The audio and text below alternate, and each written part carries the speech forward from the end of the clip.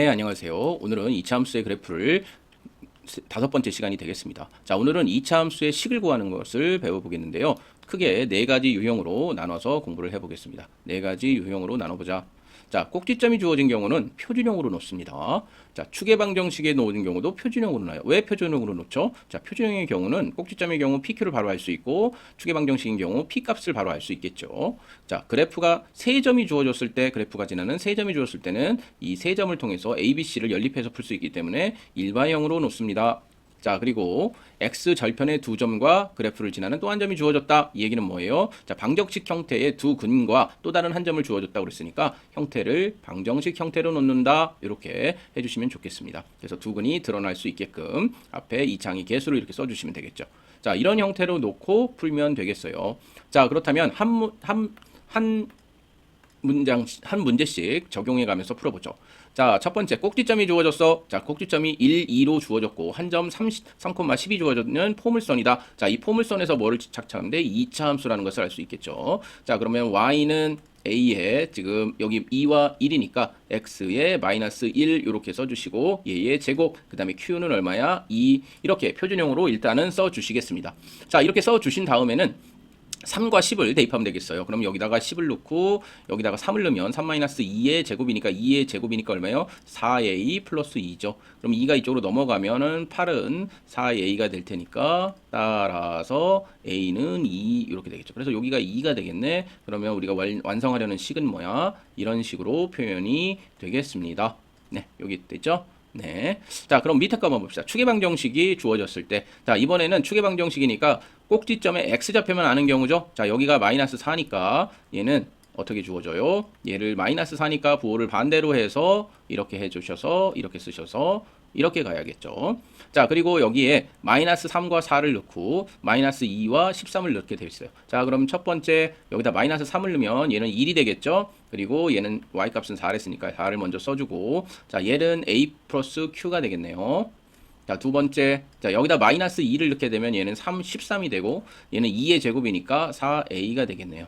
그래서 얘도 q다. 그러면 1번과 2번을 어떻게 해야 돼요? 빼주면 q가 사라지겠죠? 그러면 마이너스 3a가 될 테고 얘는 얼마입니까? 마이너스 9가 되겠네요. 그래서 a는 얼마야? 3이다 이렇게 보시면 되고 q는 얼마입니까? 1이다 이렇게 됐습니다. 자, q는 마이너스 3, a는 3, q는 1 이렇게 표현이 되었습니다. 네, 좋죠? 네, 좋습니다. 그럼 얘를 원래 식 여기다가 3과 1을 넣어주시면 되겠죠. 그래서 이와 같이 답을 써주시면 되겠다. 자, 3번 보겠습니다. 3번. 자, 3번은 그래프가 지나는 세 점이 주어졌어요. 이럴 때는 어떻게 돼? 일반형으로 놓는다. 자, 일반형으로 일단 세 점이니까 일반형으로 놔요. 자, 그런데 첫 번째 점을 보니까 얘가 0,1이래. 그러면 0, 0, 그 다음에 얘가 1이 돼야 되니까 C값은 바로 1이 되는 것을 알 수 있죠. 왜? 얘는 Y절편이니까 Y절편은 바로 C값이다. 자, 그러면 그런 다음에 이 두 점을 대입하면 되겠죠. 그래서 1과 2, 마이너스 1과 2를 대입해 주시면 첫 번째 식이 어떻게 돼요? 여기는 2가 될 테고 A가 될 테고 마이너스 B 플러스 1 이렇게 되겠네요. 그러면 얘는 어떻게 돼? 자, 얘 얼굴을 잠깐 위로 넘겨놓고 자, 얘를 해주시면 A-B는 1이 될 것이다. 자, 두 번째 식을 보시죠. 두 번째 0,1을 이번에는 1,6을 넣겠어요. 1, 그럼 여기는 6이 될 테고 자, 2를 넣으면 A고 플러스 B는 1이다.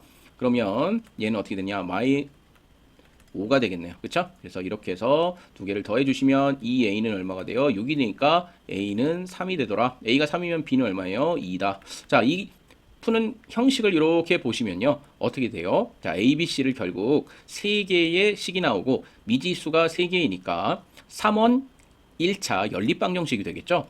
그래서 새로 다른 세 점이 주어졌을 때는 일반형으로 놓고 자, 개수와 상수값들을 3원 1차 연립방정식 형태로 구해주시면 되겠습니다. 그래서 이렇게 답을 구해주시면 되겠죠. 여기가 3, 여기가 2니까 답이 이렇게 되겠네요. 자, 다음 문제로 한번 가보시죠. 자, 다음 문제는 자, x절편의 두 점과 또 다른 한 점을 주어졌을 때요. 자, x절편은 결국 뭐야? 방정식에서 해가 되겠죠. y가 0으로 났을 때. 그러면 x-알파, x-베타가 이 두 개의 x값이 되겠죠. y가 0일 때. 그래서 얘는 y는 a 이렇게 놔야 함수 형태가 될 테니까 이런 식으로 놓으시면 되겠죠. 그게 바로 이렇게 써져 있는 것이다. 자, 그러면 세 점을 주었는데 앞에 두 점이 뭐야? 네, 해가 되겠죠. x절편. 그래서 얘는 y는 a의 x 부호를 반대로 써야 주셔야죠. 그래서 부호를 반대로 이렇게 썼다.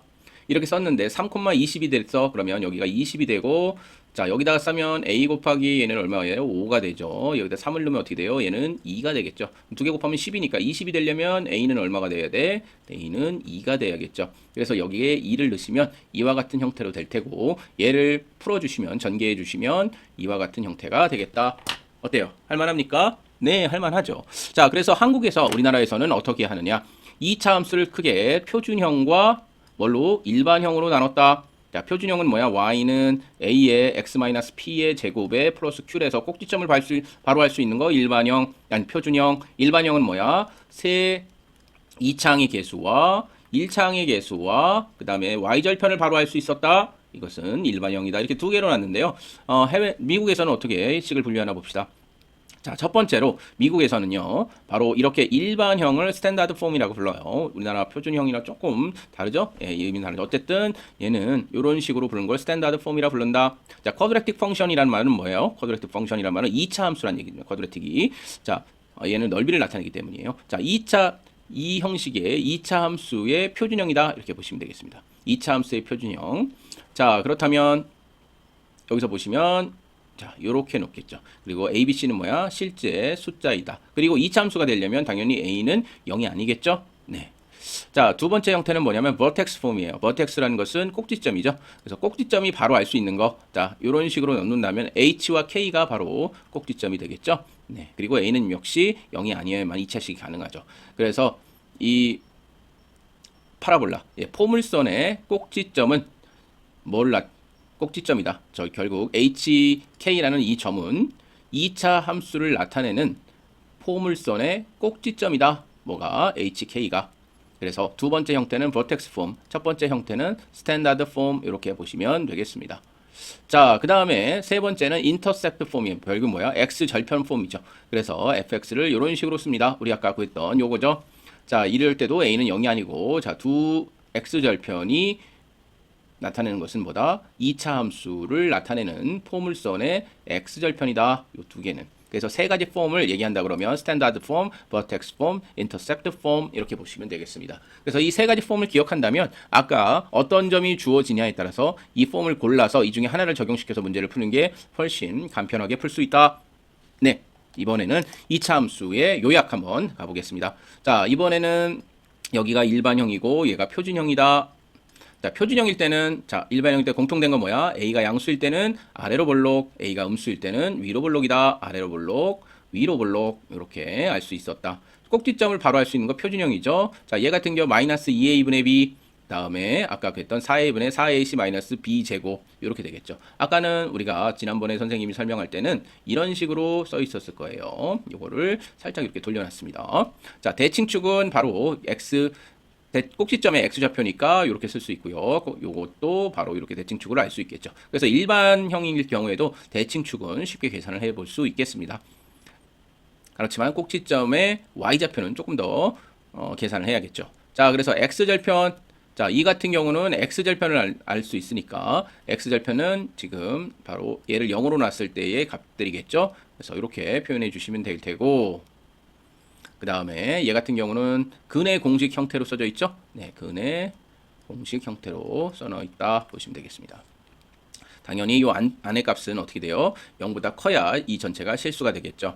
자, 그리고 y절편은 당연히 일반형에서는 C값으로 바로 알 수 있지만 얘는 y절편 어떻게 알 수 있어? 얘를 0으로 놓고 계산을 해봐야 알 수 있는 거죠. 네, 그래서 얘가 0이 될 수 있는 x가 0일 때의 값을 y절편이라고 했으니까 fx를 구하면 되겠죠. 그러면 x가 0일 때는 뭐예요? p의 제곱입니까? ap의 제곱 플러스 q가 y절편이 되겠죠. 바로 요 값이 되겠습니다. 자, 그래프의 모양은 뭐예요? 자, 모양은 아까 위로 볼록 이건 a의 부호가 결정해 주는 거고, 뚱뚱하냐 다이어트를 했냐 이건 뭘로 알 수 있댔어? 예, 폭이 넓다 좁다는 바로 그 2차항의 개수로부터 a가 클수록 점점 홀쭉해지고 a가 작을수록 뭐야? 절대값이 작을수록 점점 뚱뚱해진다. 이렇게 폭이 넓어진다. 폭이 좁아진다. 이렇게 설명하면 되겠습니다. 자, 그리고 이 두 가지는 고등학교 과정에서 참고 사항인데요. 사실 이 파라볼라가 이렇게 그려지면은 여기에 초점이 있고, 자, 이 선에서 이렇게 돼 있습니다. 그래서 이렇게 그러면은 요 선분과 요 선분이 같다, 뭐 이런 식으로 돼서 표현할 수 있는 것이 이게 준선이라고 그러고, 그다음에 얘를 초점이라고 그래요. 그래서 이와 같이 되어 있을 때 초점은 이렇게 구할 수 있다라고 보시면 되고요. 자, 초점은 뭐 위에 있어? x축 뭐랑 항상 같겠습니까? 초점의 x좌표는 뭐랑 같아요? 네, 바로 대칭축이랑 같겠죠? 또 꼭지점의 x좌표랑 같겠죠? 그래서 이렇게 써주시고, 자, 요거는 요거만큼 떨어져 있으니까, 자, 요거는 여기가 4a 플러스 a가 된다. 이렇게 보시면 돼요. 여기가 4a 플러스 1. 자, 그리고 여기도 4a 플러스 1이 되겠죠.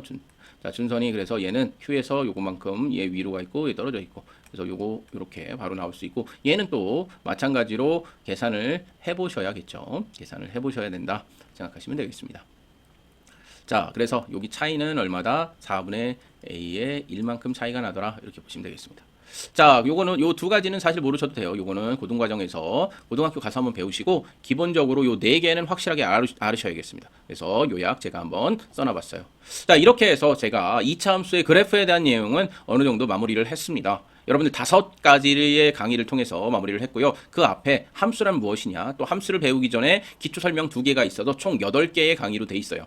그리고 나중에 제가 뭐 활용에 관련된 문제 한 두세 문제를 가지고서 추가로 설명을 또 할 기회가 있다면 하도록 하겠습니다.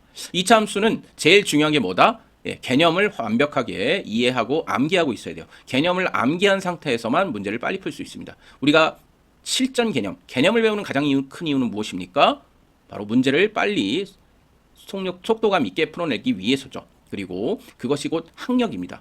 자, 수학은 대부분의 평가가 사고력 평가가 아니에요. 사고력 평가는 오히려 IQ 테스트 같은 것이고, 여러분들 수학이라는 것을 평가하는 때는 학력입니다. 배운 것을 평가하는 거예요. 그래서 배운 것은 반드시 암기해 주시고, 특히 개념 같은 경우는 확실하게 암기를 해주셔야겠죠. 그리고 문제 유형 같은 것도 어느 정도 암기가 되어 있다면 실전에서 확실히 문제를 빨리 풀 수 있다는 거 명심해 주시길 바라면서, 우리는 사고력이 아닌 학력을 높이는 방향으로 최선을 다해서 공부해 준다면 학교에서 시험 보는 문제 정도는 거뜬하게 뛰어넘을 수 있겠습니다. 자, 여러분들의 건승을 기원을 하면서 다음 시간에 또 만나요. 안녕.